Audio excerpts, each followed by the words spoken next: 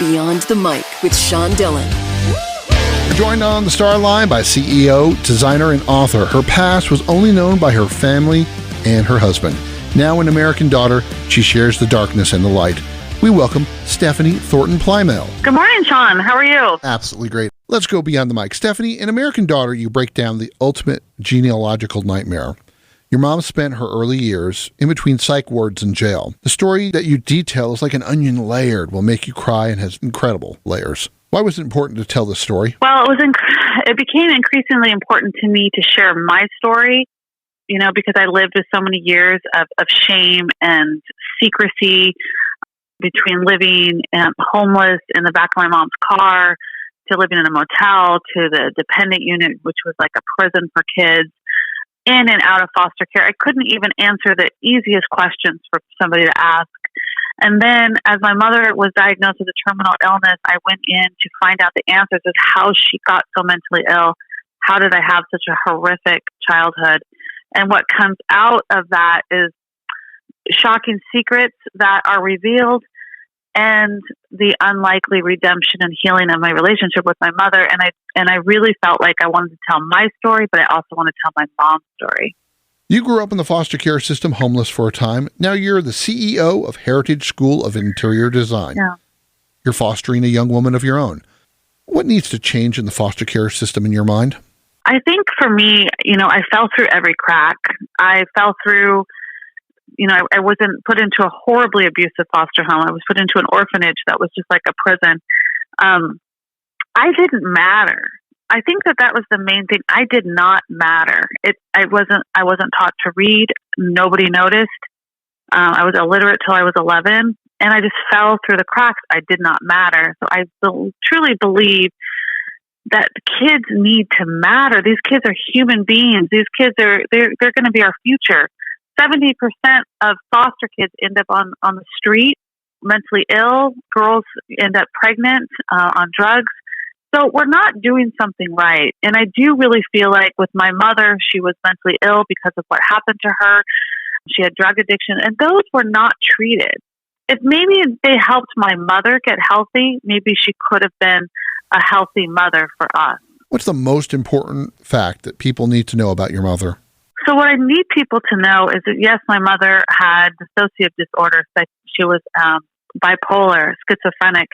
But what happened to my mother is the trauma of when she was abducted and gang raped when she was 11 years old that created this in her, that created this mental illness. And what I want people to know is that mental illness is not something to be ashamed of, but it's something that people are suffering with and that need compassion and empathy, especially when you find out why they're that way. Now, for the longest time, you interviewed every incoming member of the Heritage School of Interior Design. Mm-hmm. What did these stories show you, and how did they open you up to telling your story?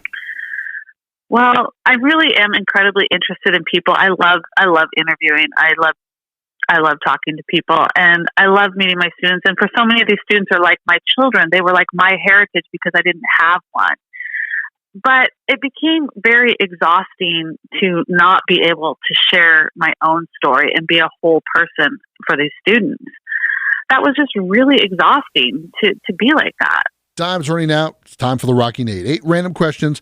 Answer with the first thing that comes to your mind. Okay. There's no pressure. Okay. Favorite style of architecture? I like farmhouse, traditional. What in your mind is the most important of the 7 principles of interior design? Probably color theory. What color do interior designers use way too much of? White, which I love. Favorite thing you do every morning? Have coffee in bed. Favorite thing to cook? My favorite thing to cook is my lasagna. Last thing you created? The last thing I created, well, I just redesigned my house for my winter decor. So I created a whole new look in my house. What was the last book you read?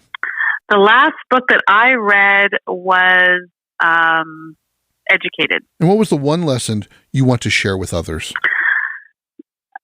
Don't live in shame. Share your story. Now, how has your husband been the rock, your solid rock, during the writing of this book? Oh, he saved my life. I truly believe that. From the very beginning, He never left my side, and he said he wouldn't, and he didn't, and he's been by my side, and we've had our challenges, that's for sure. But yeah, he's an incredible person. Talk about fostering the young daughter and how you're trying to almost make good for the foster system that failed you. I've always wanted to be the exact opposite of what I had growing up with all of my children. And I don't know, my daughter is just such a blessing, and I love having a daughter. And there's definitely challenges, but every kid that you have has challenges. I just want to give my kids everything that I never got, which is love and security and family and stability and all those things. And just being their mom is enough. How have you taken this time during this pandemic quarantine to improve yourself and make yourself better? Well, if you would have told me I was going to be home for a year ago, I would have said you're insane. I was so busy, always working, always creating, writing my books. And I really feel like through this year that I have really slowed down and spending more just quality time with myself and actually really doing things that I enjoy, like designing my house. I kind of put that aside because I was CEO. And now I'm just really enjoying being home more than I ever have.